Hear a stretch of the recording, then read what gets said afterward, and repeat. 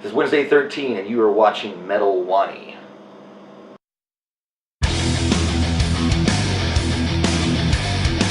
Metal Wani with Mr. Wednesday today.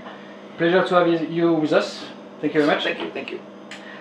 So third show of the UK tour and the last one actually. Yes. So how are you guys feeling? Good.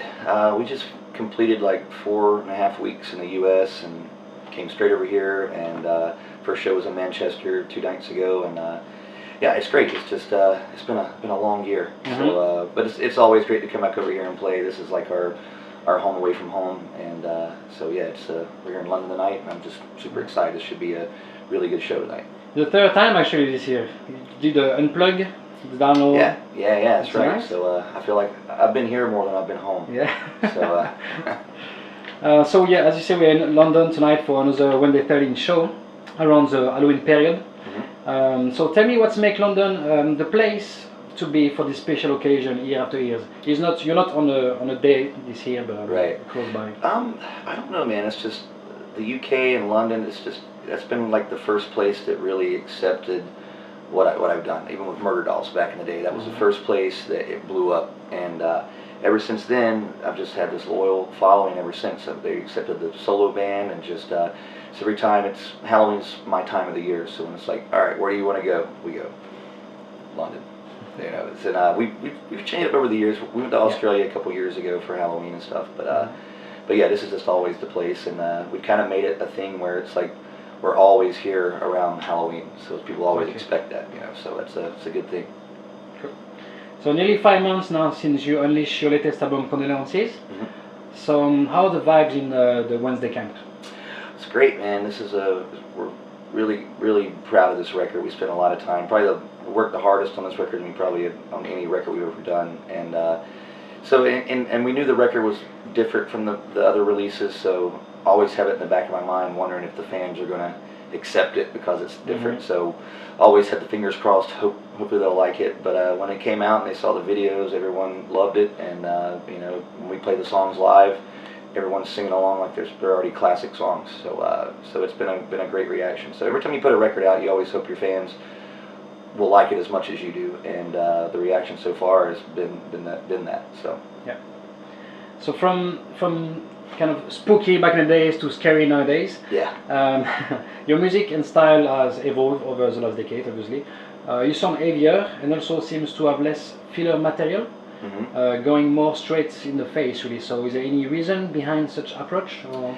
You know, it's just for me, you know, we didn't do anything when we recorded this record. We didn't just go, let's write the heaviest record or anything like that. We really just went in and we wrote songs, and they happened to turn out to be heavier, and that just comes from what we've all been listening to lately, and you know, I've been putting out records since 1993, and you know, my band Frankenstein Drag Queens, prior to Murder Dolls, you know, all of our songs were just kind of tongue-in-cheek, funny, campy, and then Murder Dolls did the thing. So it's just over 20 years, it's just like I would have to change it up. I've got to do something a little different. So it's kind of like, how many more campy zombie songs can I come up with? I probably could, but this was a different approach to it, and it's still very much horror. It's just a little more darker and not as funny this time. But again, horror doesn't need to be funny all the time.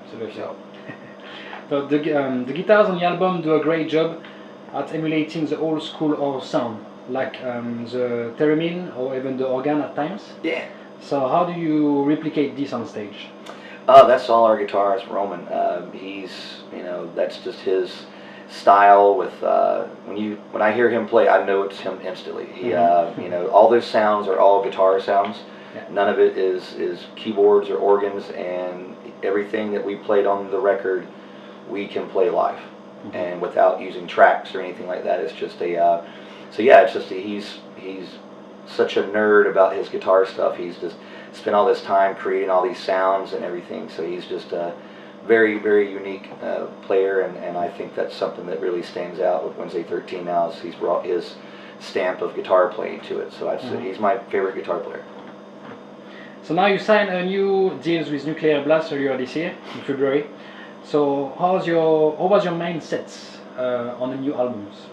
Well, when we recorded it, we didn't have the deal when we recorded the album. A lot of people think that we signed a Nuclear Blast and they made us heavy and all this, and it wasn't the case. The album was done 5 months before we got the deal, and but when when we recorded the record, I knew I wanted to go to a label, and Nuclear Blast was my #1 choice, just because I knew so many people that work at the label because they used to work for Roadrunner Records when I was with Murder Dolls, and so that was my first place to try. And luckily I had a lot of people there that I knew. Like I said, the A&R guy Wani is a good friend of mine, and we haven't spoken in years, and I hit him up and said, hey, I got a new record, listen to it. And his first reaction was, I don't know if we have room for you here.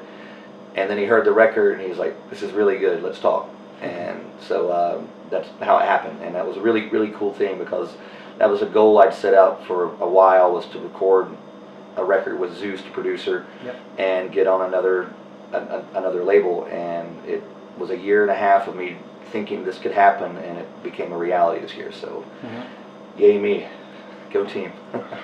So what did the new collaboration is bringing on to you guys and to this album? Well, for us, we're the kind of band that, just because we got a deal, we didn't get lazy. A lot of people get signed to labels and they're like, oh, no, you do all the work. And it's like, we're still working as hard, if not harder, than we were. But now we have a label behind us, getting videos out, getting the records into people's hands, and it's just a bigger machine that, I don't know how to do the record company side. I can tour all day long and do that, and I know how to do that inside out, but I don't know the business side of doing records, because it changes all the time, and just to have a team like Nuclear Blast behind us, and they're one of the coolest labels out there. They have all my favorite bands are on their label, and so just being a part of that family and knowing that they care about us and we're working hard for them and they're working hard for us, so it's just we're a team, so it's great. So you have played festival across the US and Europe. Although the fans are from different music background, culture is different, and some of the fans in Europe are old school as well. So how's the response from the European festival compared to the US one? It's again, we haven't really. We played a few shows earlier this year before download. We went into Germany and played Ireland, played Holland. We really haven't done a full European run, so I don't really know what the reaction. Online, the reaction from the European audience has been great. So. And it's been a while since we played there, so we've changed our stage show, we've changed our image, everything. So we're bringing back a whole new show, and hopefully the reaction will be as good as it has been everywhere else. So, but yeah, we'll find out in a few days. So you have to Europe, UK, and North America since the release of the album.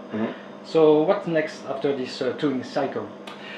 We finish up on November 14th or 15th in Germany, and then we're taking, basically the year is pretty much over with now, so we'll go home for the holidays, and then right now I'm planning, we're looking at Australia and Japan for the first of the year, and just basically just planning everything out. There's no rest for us. I'm going to be busy. I'm going to have a month off and then back out again.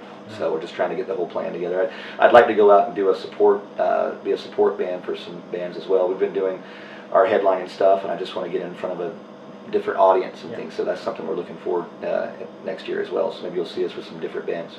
That sounds good, yeah. Last one for you. What would be the perfect Halloween night for you? Oh man, every Halloween we play, we always play a show.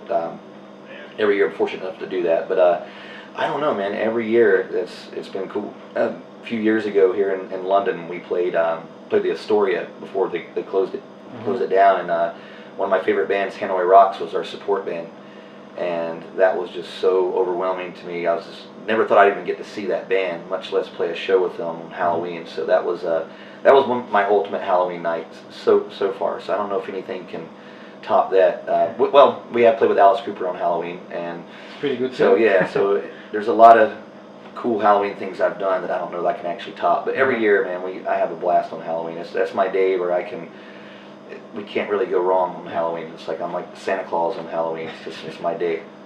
Cool, man.